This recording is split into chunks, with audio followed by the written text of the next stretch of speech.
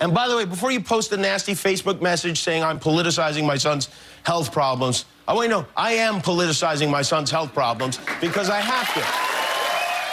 Well, earlier this year, Jimmy Kimmel received both praise and a little heat when he advocated a need to keep Obamacare in place by opening up about his son Billy's heart defect. Now, he's also championed gun restrictions following the horrendous Las Vegas massacre. Jimmy, who is in Brooklyn for a special week of shows, spoke to our guest correspondent Dave Karger and addressed both the good and the bad of some calling him the moral conscience of America.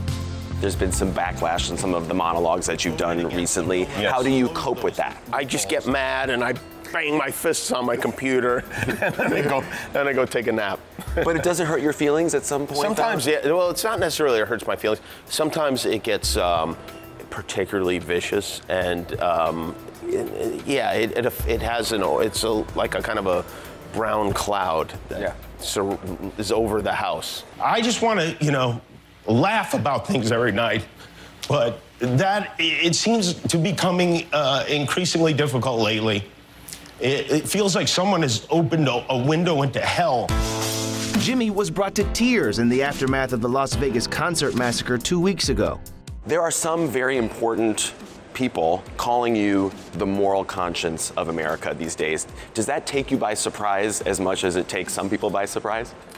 Yeah, I mean, it's nice of them to say. I don't know that it's true. I hope it's not true. I hope each individual American has his or her own moral conscience. Can your wife, Molly, take some of the credit or blame for what's been going on? I like the idea. Yeah, my wife, Molly, probably more than anyone would say, oh, really? You're the moral conscience?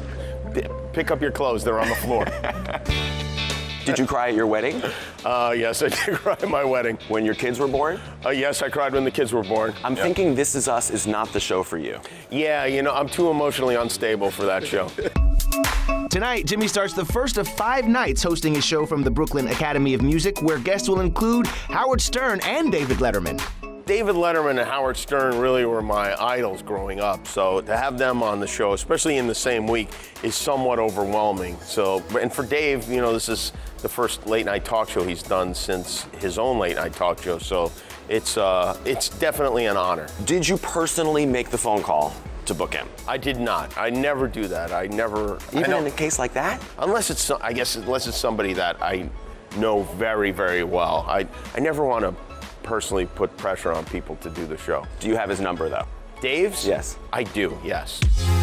I read an interview that you gave lately where you said you want to talk to President Trump because you feel like you can turn him around on some things. What can you turn him around on? Oh, I said maybe I can. Are there talks? Are you asking on a regular basis for someone with the last name Trump, regardless of who it is, to come on the show? No, there are no talks. Best we can hope for is Tiffany.